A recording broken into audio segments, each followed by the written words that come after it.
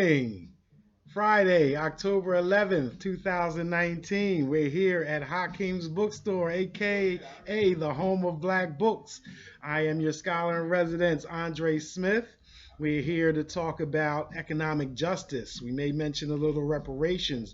We can talk about a little community wealth building, a little different from the topics that we talked about beforehand when we talked about our African history or Afrocentric history. But to me, they're very much related in that the things that we've done in the past and the greatness that we've had before, how did we get to the place we're at now? And how do we elevate to a higher place again? Again, my name is Andre Smith. I am your scholar in residence here at Hakim's Bookstore, aka the home of black books, the oldest black owned bookstore in Philadelphia and the East Coast. Let me say that again. The oldest black owned bookstore in the East Coast and in Philadelphia, one of the oldest in the country since 1959. Our founder started the business with just J.A. Rogers titles that he sold out of his car and grew into this brick and mortar store here that you see located in West Philadelphia. We're here down at 210 South 52nd Street, in between Walnut and Locust, trapped in. And you can also find us in the cyber world at www.hakimsbookstore.com. Stay connected to us on Facebook. We're on Instagram. Just search for Hakim's Bookstore. That's Hakims. Hakim's Bookstore here in West Philly. So I'd like to thank Tiv79 for joining us. I'd like to thank Tafari Diop for joining us. I'd like to thank Akili Mott for joining us. I apologize if I get your name correct. Wrong. I am Bio Martin joined. Tiv79. I want to thank you all for coming and stopping by and listen to us talk about our basically Afrocentric, encyclopedia. How we're discussing the history of black folks from all the way in antiquity all the way to today, and how we need to preserve our history through books, through the brick and mortar stores, through the hard copy of books. Once again, all the books that we're going to talk about today, they're available online, but we need you to come into the bookstore. Number one, we need you to come into the bookstore and see all of the other books that relate to that one. When you're searching online, all you get is that one book you're looking for, and you don't get to see all of the other books that are related to that one, all the fabulous authors that you may not have seen or that you may not have remembered. I grew up with Sankofa books, with pyramid books, where we could just lounge and walk around the stores and browse and see things that are interesting to us and pick them up. Also, we need the physical copies of these books, right? We know that the internet is censored. We know that Facebook is a private-owned company that promotes right-wing values. We know Twitter and all of them are privately owned. They're not governed by the Constitution. They're not governed by free speech, and even if they were, we know that we have a judicial system that does not necessarily respect our purposes, our endeavors. So we need to build our black libraries. We need to build our histories. We need to have these books available to our children so that when they're walking around the house, they can touch them. They can feel them. Thank you for joining us, Antoine Bullock. Thank you for joining us, Mr. CEO. Again, we're talking about the importance of having black books, having the physical copy in your homes, for your children, for your research.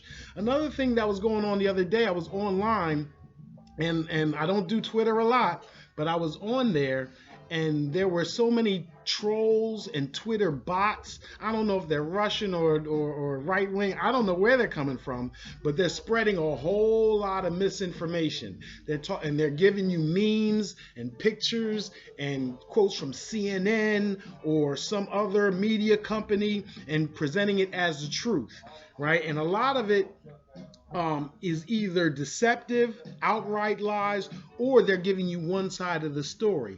Having the books, having the complete history, doing the research yourself is your protection against these folks, because they're out there and they're everywhere. Thank you for joining us, Dat Roof 1829 Art. Again, we're here at Hakim's Bookstore, the home of black books, the oldest black-owned bookstore in Philadelphia and the East Coast, right? So with that said, about the importance of books, the last 3 or 4 weeks, we discussed some of the very prominent, the most prominent Afrocentric scholars, Sheikh Anta Diop, J. Rogers, Joseph Ben Yakinen. We talked about ancient African history and the greatness from which we have come. It is Marcus Garvey that once said, if we understood the greatness from which we came, we are much more, we would be much less likely to disrespect ourselves, right? And I definitely believe that. But in speaking of Marcus Garvey, I do want to bring this to the 20th century, to the 21st century. How did we get to this position here if we came from a place that was so grand and great? How did we end up in a position where, again, we were just talking about Botham Jean. We were just talking about Joshua Brown and these brothers that were murdered in Texas, and how we at this point in our history, at least in the United States, don't have the power to bring any recourse, that we don't have the wealth to create our own investigations or drop squads or whatever the case may be to handle us, to know that those who are putting out BS excuses about what happened aren't worried about us. They're only concerned with whether white people believe that whole drug 400 miles for weed story, right? Because of our relative powerlessness, they don't really care what we think, right? How do we get to this state, especially if we are pretty much 150 years outside of slavery, right? We know that slavery took away all our wealth. We know we didn't earn it then, or we weren't paid it then. Let me say it that way. We weren't paid what we earned then. But in the 150 years since, how is it that we are still in this particular position? And I really want to address this because when we don't know why, we are more apt to follow what I would call the myth of black inferiority. And let me give you the first book I want to promote. This is a book that we have here in the store. It's called Brainwashed, right? Challenging the myth of black inferiority. In my view, the myth of black inferiority is the most important part of white supremacy as a global system. The most important part. There are a lot of facets to white supremacy. There are a lot of facets to racism. But the myth of black inferiority is where white folks, black folks, Asian folks, everyone around the world who buys into that myth perpetuates the system of white supremacy and perpetuates our own inability and incapacity. And I'm going to give you a reason why we need to check ourselves, or a reason how we can check ourselves.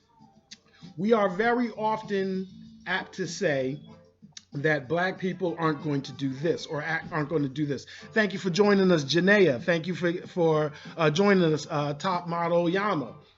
We're here talking about economic justice. We're here talking about black books. We're talking about how did we as a people get to this point right here in our history, at least in the United States, and how we can combat what we can call the myth of black inferiority, and how those mistaken beliefs hold us back, either individually or when it's held by other people. Let's start with this difference between wealth and income. When we talk about economic justice, I want you to have a strong understanding of how we are tricked or deceived in the media by the distinction between wealth and income. Income is what you made during the year. Wealth is how much you hold. It is all of your assets minus all of your liabilities. So if you have $1 million in assets and $900,000 in liabilities, you are wealthy to the tune of $100,000. It's not whether you have that million. You could have $1 million and still owe 20 million. That is bankrupt. That is insolvent. And there are a lot of so-called wealthy people who have access to that type of money, but also may have a whole bunch of debt. So what is deceiving about that? Well, what's deceiving is because black folks don't have intergenerational wealth, they compare black people with $50,000 of income. A black person with $50,000 of income has a pretty good job, right? A pretty decent job. And they compare that black person with $50,000 of income and they compare it to a white person with $50,000 of income. Well, guess what? The white person with $50,000 of income generally has a bigger house. They have more savings. They have more invested in their 401ks.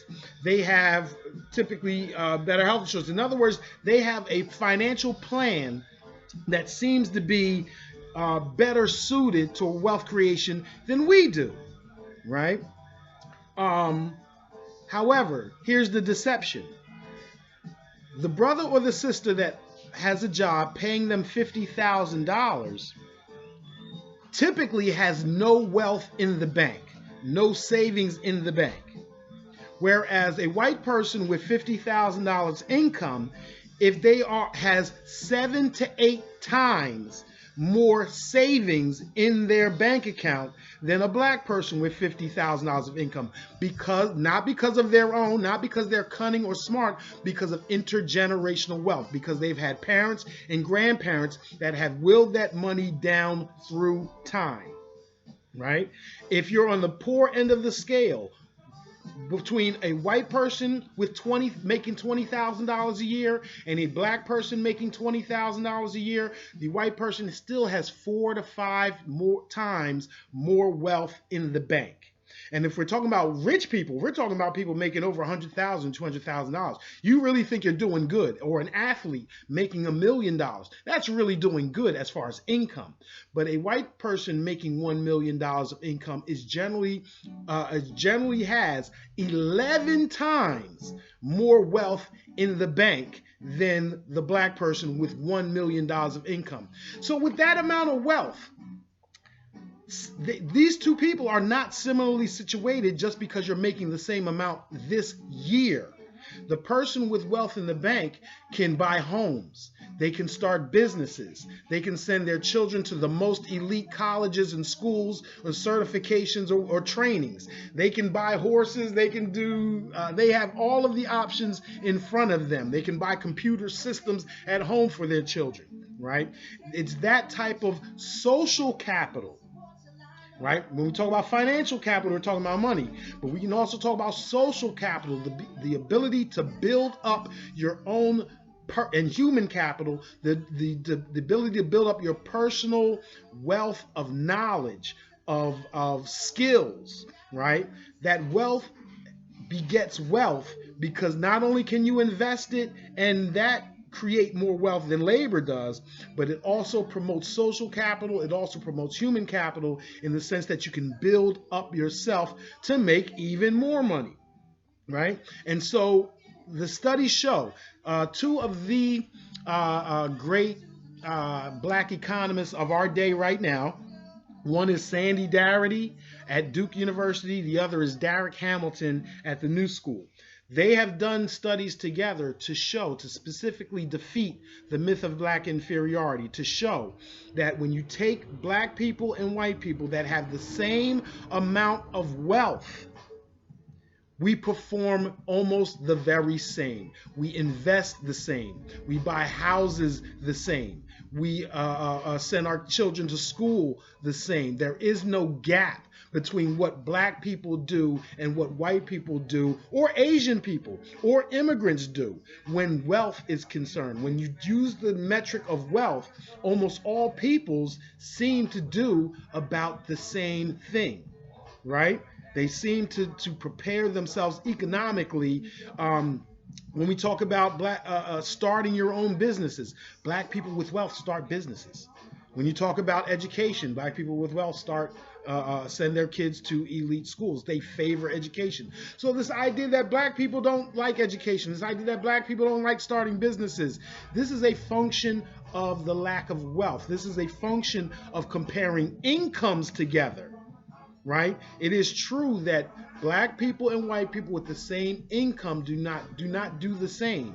But it is true also that black people and white people with the same wealth do operate similarly, because it's the wealth that is important, not necessarily what you just make every day. And why don't we have that wealth?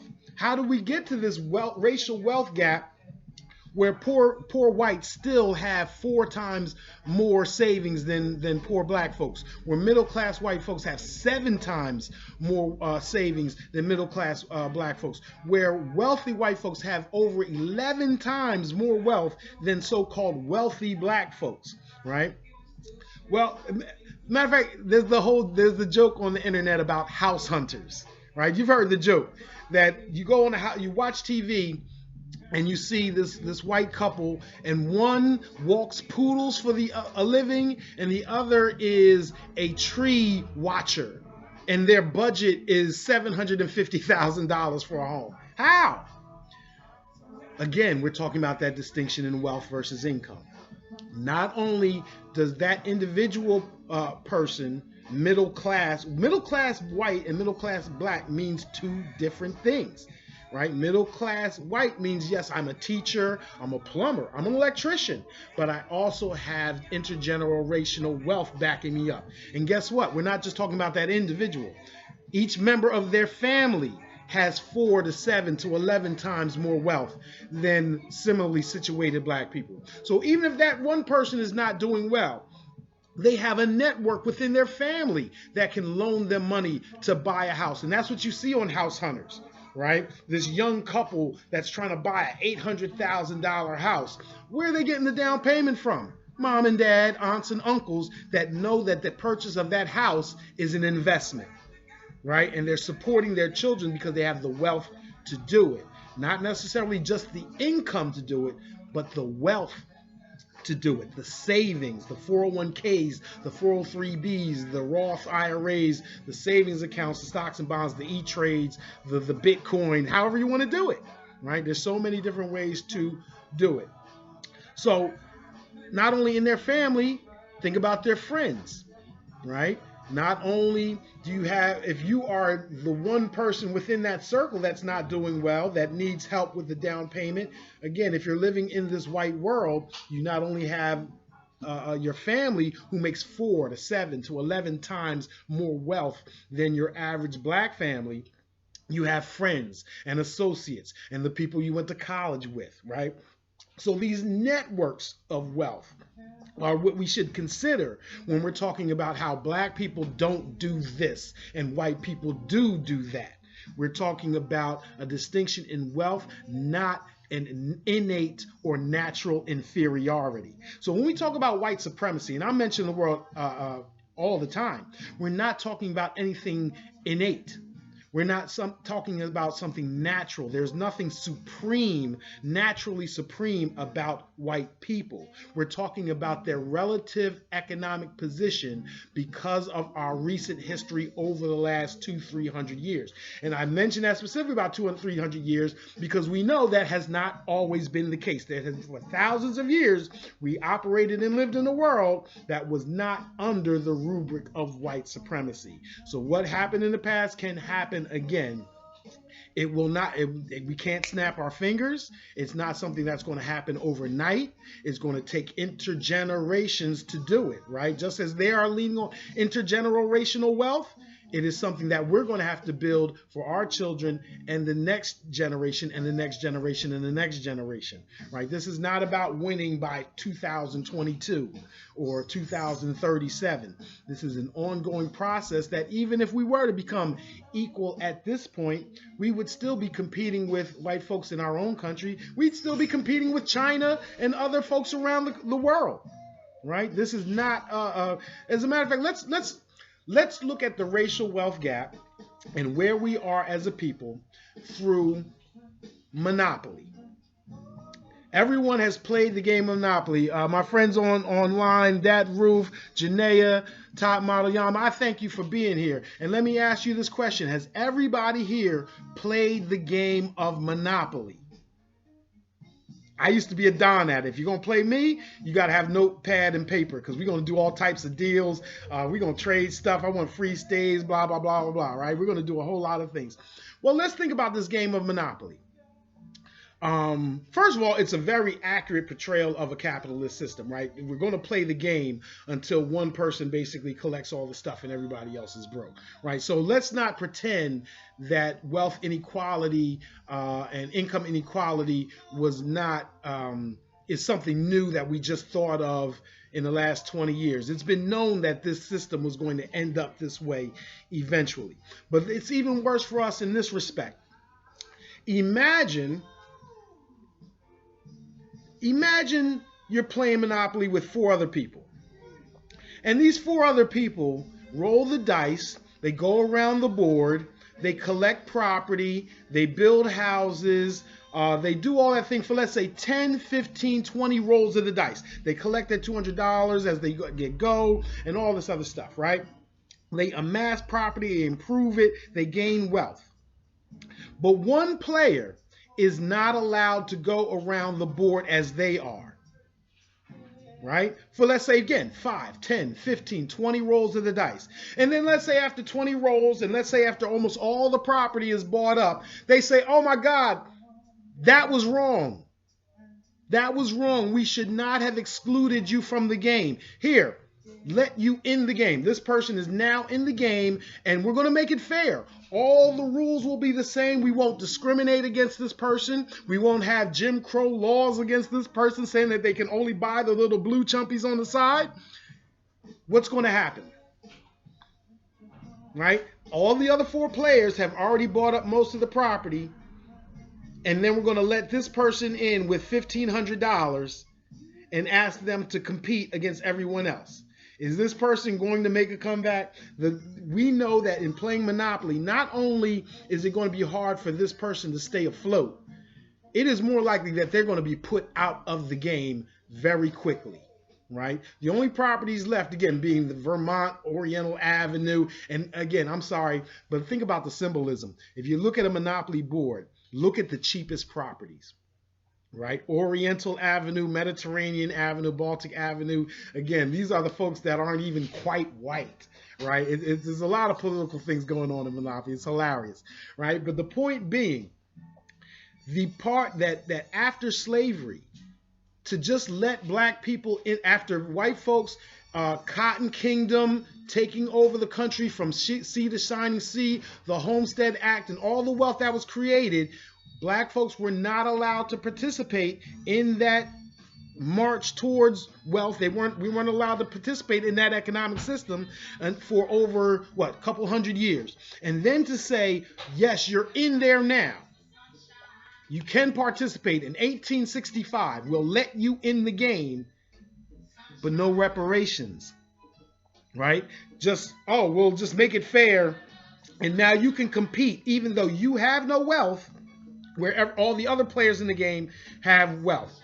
The game of Monopoly shows the position that we are in today, that we are that player that has been let in the game after others have already gone around the board and bought up Park Place, bought up Boardwalk, bought up Marvin Gardens, Indiana, Tennessee Avenue, right? And that we're the ones trying to make this comeback with the... Now, can we make the comeback? Folks have.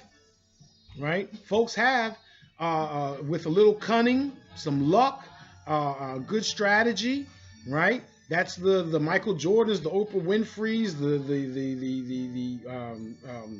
the John Johnsons, Barry Gordy, the Motown, right? There are people that have been successful in this game that have taken it from the bottom to the top. But know that, again, if you accept the example of Monopoly, though, that is why, and the wins against you, the way the game is set up against you, it's even more reason to praise the Tyler Perrys, but also and not disparage those who didn't make it, right? Those who didn't make it because the game was designed for them not to make it.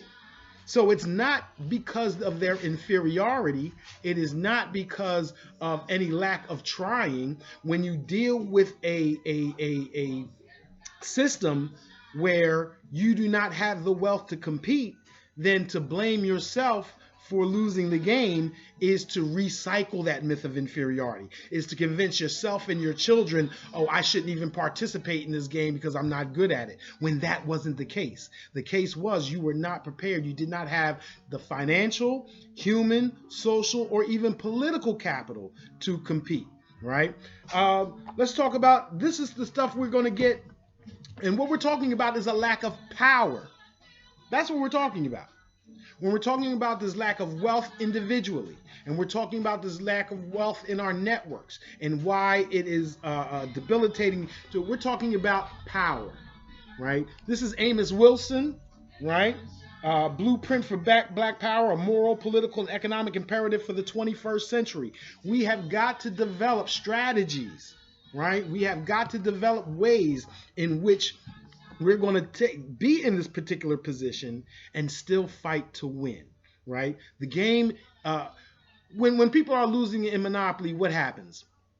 Some people start clowning, right? Some people, right, I'm losing or whatnot, I just want to clown. I don't even want to participate in this game. Some people want to knock the game over. Let's do another game, right?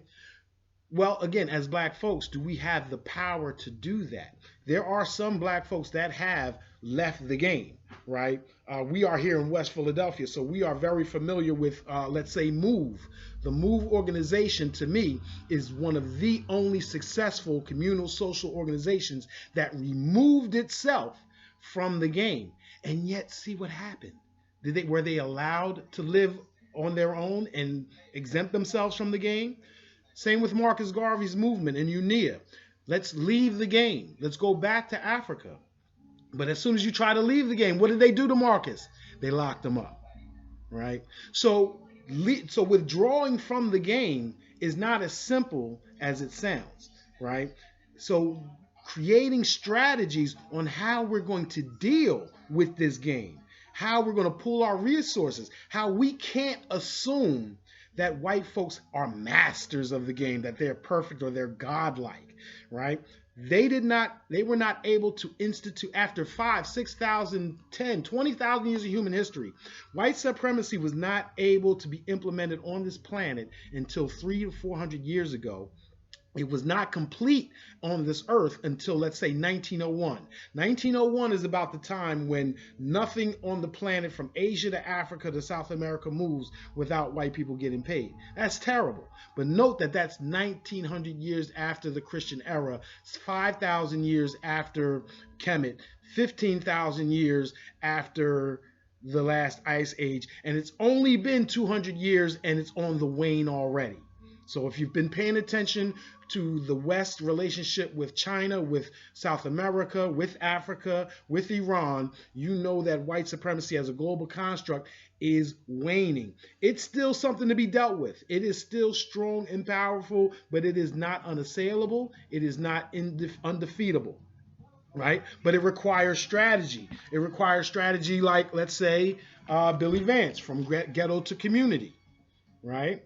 There's another book you can find at the bookstore. I've not read this book. I know of this book because I'm in the store, right? I'm looking at other books that are fantastic, but then I can also see a book that I'm very, very much attracted to, From Ghetto to Community, The Resurrection of African American Institutions. Institution building is, again, part of social capital, right? You're aware of financial capital. That's money, that's stocks, that's bonds and whatnot. Human capital. Human capital is what you are able to do. If the world were put asunder tomorrow and we were in Welcome to Thunderdome or some barren place, what is your wealth? Your wealth would be what you know. Your wealth would be what you can do. That's human capital. There's social capital. Social capital is your network of people around you. What can you all do together if you like each other, if you are associated with each other, if you're neighborly with each other, if you've built institutions of self-help with each other, right? That's social capital. So there's financial capital, there's human capital, there's social capital, there's political capital, right? The ability to make the political governing structure of your city, of your state, of your federal government to work for you. And here's how it's all tied together. There's a case some years ago. For any of you that may have followed law, I'm a law professor, or I was a law professor for 15 years at Florida International University, at Penn State University, at Widener University, at Howard University. And there's a case that we're all familiar with in law schools called Citizens United. And you may have heard it in common parlance because there was a big thing from Bernie Sanders and others about how we have to repeal Citizens United. Well, what is Citizens United? Citizens United was a court case where the Supreme Court decided that free speech, the First Amendment, prevented Congress from stopping wealthy people from spending unlimited amounts in politics, right, towards elections, that we can't limit campaign expenditures to only $2,000 or $5,000. That if any corporation wants to engage in politicking, it can, and the government can't stop it. So Facebook, again, Facebook is run by Mark Zuckerberg, not the government, a private individual who can express Facebook in any way he chooses, who can squelch speech on Facebook any way he chooses. And the same thing is with Twitter.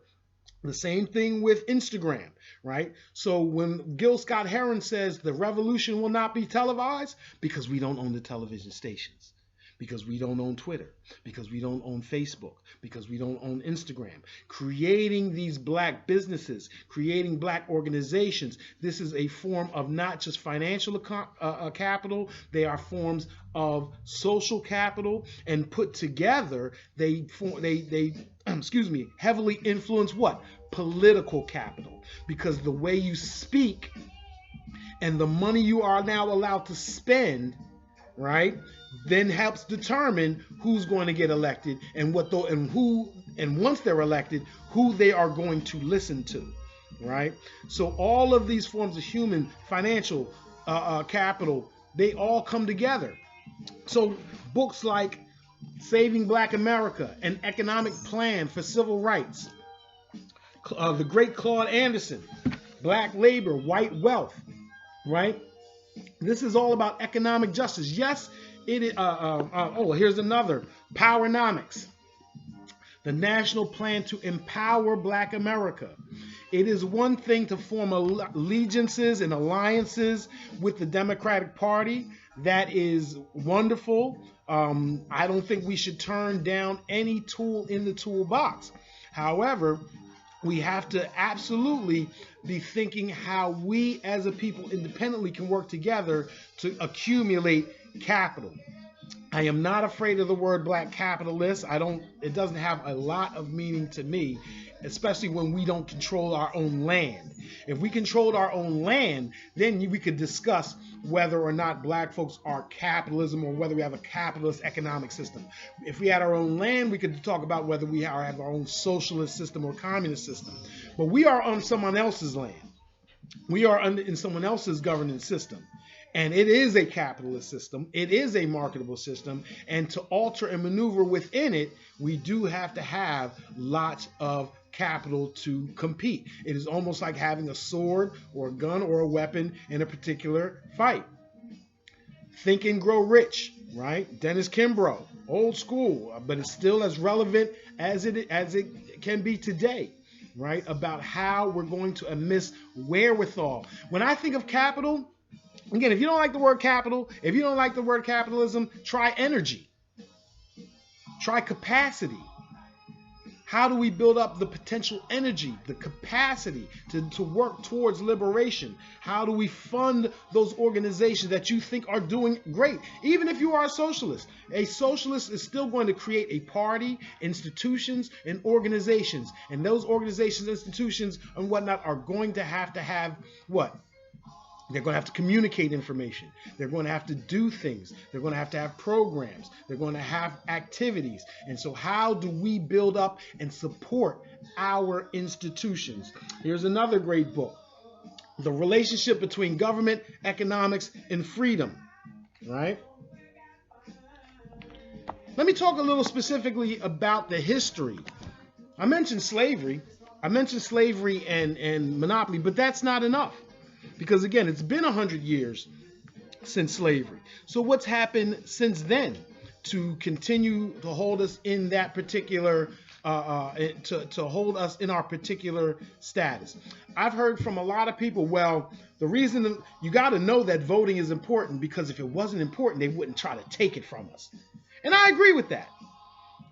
Our right to vote is important, and because it is important, they try to take it from us. However, that ignores the fact, or at least doesn't give great value to the fact, that the same thing with money and capital. If it wasn't important, they wouldn't try to take it from us. And they try to take it from us almost every which way you look. I want to convince you. I need to give you some more facts. I need to give you more ammunition, because again, when you go on the internet and you go on again, you deal with these white supremacists and you deal with trolls, and they're going to try to convince you that the reason why black folks are where we're at is because of our own pathology, because of our own inferiority. I need you to be armed with the information on why that's not true, on why the reason we have 1/4, 1/7, 1/11 the wealth that others have is because of the political system that we are engaging with. That it's because we are unable with the capital, with our capital position, to influence government to stop these very things. First of all, slavery is more than pain. Right? It is more than rape of our ancestors. It was that, and we need to highlight that. But we also need to recognize that it was a 100% tax on your labor. Imagine going to a job and making $30,000 or $45,000, and the government taking 100% of your labor, or I'm sorry, of your paycheck.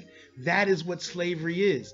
Because I want you to recognize, by the 1850s, and this is something most people don't know, they don't teach this to us, the majority of slaves did not work on agricultural plantations. The majority of slaves did not pick cotton. Yes, during the early 1800s, that was how slave owning boomed. That is how the business grew and industry grew. However, by the 1830s, 1840s, 1850s, not only was there tobacco, rice, and what have you, enslaved people were employed in every occupation imaginable. So if you were the best doctor in town, and you probably were, if you were the best seamstress in town, and you probably were, your owner, your master or mistress, rented you out to other people. Right? If you were the best blacksmith in town, your owner rented you out to other people, and they collected, once again, the money you earned was 100% taxed by your slave owner. And then guess what? Poor white folks that didn't own slaves, they were upset about this, because if the slave is the blacksmith, if the black person is the blacksmith, then I can't be the blacksmith. So all the money is trickling up to these wealthy plantation owners. So poor white folks voted to tax these slave owners and use these profits to create roads and schools that only white folks could attend. Right? So it's deeper than just slavery and I'm held by a person and not allowed to participate in the economic dream or the American dream. It is the fact that you did participate. All the wealth that you created was extracted and used by others, not just the slave owner, but it was also used to create anti-poverty programs for poor white folks. And it wasn't just the South. It wasn't just the South. Because, and this is something that folks are learning today, because poor whites had no disposable income, because black slaves had no disposable income, because free blacks were so discriminated against in the South, you couldn't have a Target. You couldn't have a manufacturing operation.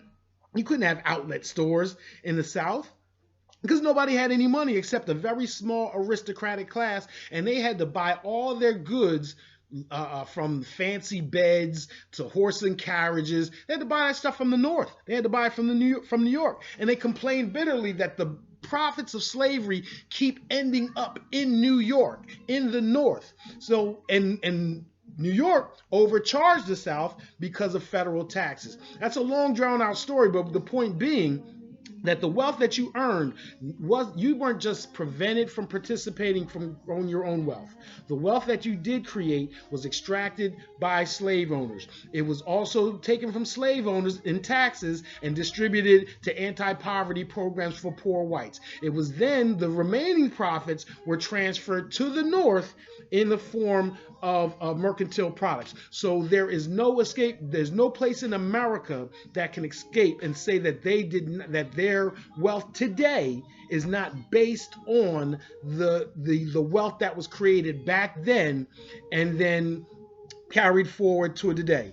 Make it even in the greatest book in the world, or not the world, but in the last 5 years, for white or black, Thomas Piketty's Capital in the 21st Century, which basically mathematically proved everything that we've already known. Labor, the wealth from investing capital exceeds the wealth from labor over the last 100 years in America and in Europe. And so relying strictly on labor, again, going back to this one, relying on labor while others rely on wealth will reinforce the racial wealth gap. It will reinforce racial subjugation. It reinforces global white supremacy, right? We have to focus on how to use our labor to accumulate capital towards wealth. And we have lots of books here. The Working While Black, the Black Person's Guide to Success in the Working Place. How to take that success. We're going to do seminars on this. We're not just getting started. I can give you so many reasons during the 20th century, from the exclusion of blacks from labor unions, the exclusion of blacks from Social Security, the exclusion of blacks from the National Real Estate Association that prevented blacks from buying homes in good neighborhoods, exclusion of blacks from the GI Bill. We can talk about so many different programs, economic programs that black folks were excluded from, that produce the relative poverty that we experience now. That is not to just say throw up our hands, right? I know some people use this information to just give up. They say, well, the racial wealth gap is so great, it will take 300 or 500 years to close. Well, what better you got to do? You got something better to do? For our children, our grandchildren, right? To the extent we're not doing it, that means it's going to take 600, 1,000, or 2,000 years. Somebody's got to do it. Even if, as Martin Luther King says, I may not see you there on the mountaintop. Even if it's not me that is there. We see the established in 1807 on the cornerstones of buildings all the time, right? Creating institutions that are going to span beyond our lives, right? We are in an institution right here. We are at Hakim's Bookstore, the home of black books. The creation of Dawood Hakim, who saw that black scholarship, black books, black intelligence is greater than just himself, and to build an institution that would last for generations, that has lasted over 60 years, so that I can come here and talk to you about how we're going to do for the generation after us, and for the generation after us, and for the generation after us, right? I'm going to not stop here, but I'm going to show you where we're going to go. Let's hopefully next Friday. I want to draw a link between the prison industrial complex and the racial wealth gap. And we're going to talk about this in much more detail next week. We only have a certain few minutes left to talk about today. But I want to draw this show that we're not talking about two different things. I've worked with a lot of scholars. Paul Butler. I've worked with Paul Butler. Paul Butler not only does criminal justice at Georgetown, he's also written on hip hop. I've worked with Michelle Alexander. There's actually two Michelle Alexanders that teach in law schools, one at Ohio State, one at Mississippi College of Law. I have not worked with Eddie Gowd. But in my view, their work on the prison industrial complex, and all these books are online on our website. Please go to Hakim's Bookstore.com to find these books. The relationship between the two. On the one hand, you have the prison industrial complex. On the one hand, you're talking about locking, in the terms of the law, you're talking about taking away people's liberty, their freedom. I'm talking about economic justice, the way they deprive us of our property. It really is the same thing. In the last 35 years, there has been a program called Starve the Beast. It is a neoconservative program. It is how to instill white supremacy during this after Brown versus Board of Education. It's how to establish white supremacy through, in a system of integration. And they're doing it through taxes.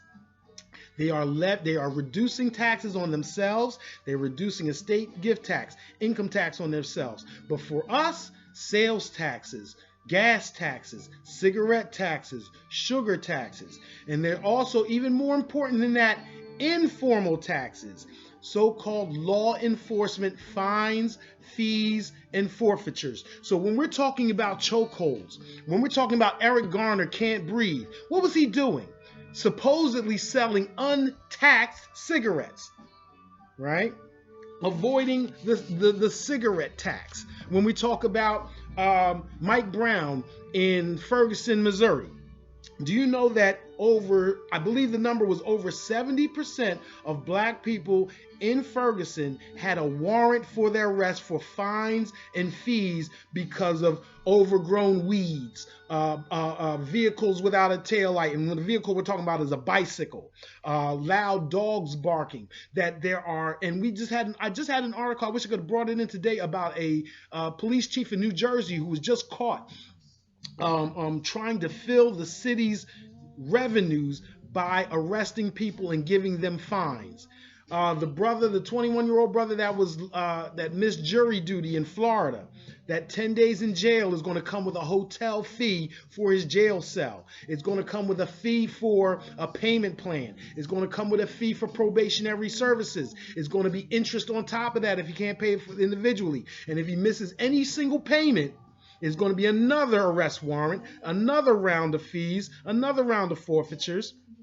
And that is not just designed to take away black people's liberty. It is to always have us in debt, even if you're not borrowing any money. It is a process of continuing and exacerbating this racial wealth gap. Why? Go back to Citizens United. If you're going to have an integration, white supremacy in an integrated society, then politics and the market has to be controlled by wealth instead of persons, and that wealth being concentrated at the top with white people keeps them at the top, with black people not having wealth keeps us politically on the bottom. So there is really no distinction between criminal justice and economic justice. It is part and part. There are two heads of the same coin, and we have to approach it as such. We're going to talk about that in much more detail, about the current programs that are being implemented against us that are not spoken, right? They know better than that.